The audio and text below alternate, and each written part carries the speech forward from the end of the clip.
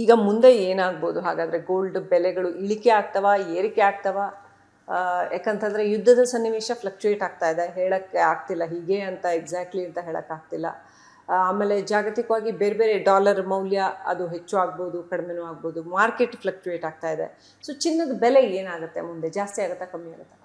ಎರಡು ವಿಷಯ ಮೇಲೆ ಇದು ಡಿಪೆಂಡ್ ಆಗ್ತೈತೆ. ಒಂದೇನಂತ ಅಂದರೆ ಇದು ಯುದ್ಧ ಅದು ಪರಿಣಾಮ ಹೆಂಗಿರ್ತೈತೆ ಅಂತಂದು. ಈಗ ಒಂದು 2-3 ತಿಂಗಳಲ್ಲಿ ಯುದ್ಧ ಕಂಪ್ಲೀಟಾಗಿ ಸ್ಟಾಪ್ ಆದರೆ ಈಗಿನ ಚಿನ್ನದ ಬೆಲೆ ಕಮ್ಮಿ ಆಗ್ಬೋದು. ಯಾಕಂತಂದರೆ ಜನರಲ್ಲಿ ಅವಾಗ ಒಂದು ನಂಬಿಕೆ ಬರ್ತೈತೆ, ಈಗ ನಾರ್ಮಲ್ ಸಿಚುವೇಶನ್ ಬಂದೈತೆ. ಸೊ ನಾವು ಇಷ್ಟು ಮುಂತರ ಅನಿಶ್ಚಿತ ಭಾವನೆ ಯಾರಿಗಿರಲ್ಲ, ನಾರ್ಮಲ್ ಆಗಿ ಹೋಗ್ತಾರೆ. ಆ ಟೈಮ್ದಲ್ಲಿ ಚಿನ್ನದ ಬೆಲೆ ಕಮ್ಮಿ ಆಗ್ಬೋದು. ಎರಡನೇದೇನಂತ ಅಂದರೆ ಇದು ಇನ್ಫ್ಲೇಷನರಿ ಟೆಂಡೆನ್ಸೀಸ್.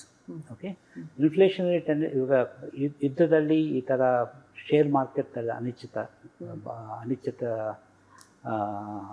ಏನಂತ ಫ್ಲಕ್ಚುವೇಷನ್ಸ್ ಇದ್ದರೆ, ಆದಮೇಲೆ ಇನ್ಫ್ಲೇಷನರಿ ಟೆಂಡೆನ್ಸ್ದಲ್ಲಿ ಇದ್ದರೆ, ಅವಾಗ ಇನ್ಫ್ಲೇಷನರಿ ಟೆಂಡೆನ್ಸೀಸ್ ಇಂಟ್ರೆಸ್ಟ್ ರೇಟ್ ಜಾಸ್ತಿ ಆದರೆ ಜನರು ಶಿಫ್ಟ್ ಮಾಡ್ಬೋದು ಗೋಲ್ಡ್ಲಿಂದ ಶೇರ್ ಮಾರ್ಕೆಟ್ಗೆ.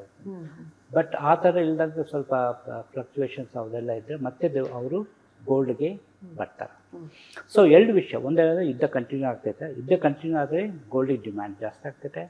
ಓಕೆ, ಅವಾಗ ದರನೂ ಜಾಸ್ತಿ ಆಗ್ತೈತೆ, ಗೋಲ್ಡ್ ಕನ್ಸಂಪ್ಷನ್ ಜಾಸ್ತಿ ಆಗ್ತದೆ. ಸೆಕೆಂಡ್ ಥಿಂಗ್ ಈಸ್ ದಟ್ ಇದು ಇನ್ವೆಸ್ಟ್ಮೆಂಟ್ ಕ್ಲೈಮೇಟ್ ಹೆಂಗೈತೆ ಅಂತಂದು. ಇನ್ವೆಸ್ಟ್ಮೆಂಟ್ ಕ್ಲೈಮೇಟ್ ನಾರ್ಮಲ್ ಆದರೆ ದೆನ್ ಗೋಲ್ಡ್ ಚಿನ್ನದ ಬೆಲೆ ಏರಲ್ಲ, ಜನ ಬೇರೆ ಬೇರೆ ಕಡೆ ಇನ್ವೆಸ್ಟ್ಮೆಂಟ್ ಮಾಡ್ತಾವೆ. ಬಟ್ ಯುದ್ಧ ಕಂಟಿನ್ಯೂ ಆದರೆ ಮತ್ತೆ ಇನ್ವೆಸ್ಟ್ಮೆಂಟ್ ಕ್ಲೈಮೇಟ್ ಸ್ವಲ್ಪ ಫ್ಲಕ್ಚುಯೇಟ್ ಆದರೆ ಸೇಫ್ಟಿನಪ್ಪ ಅಂತ ಎಲ್ಲರೂ ಮತ್ತೆ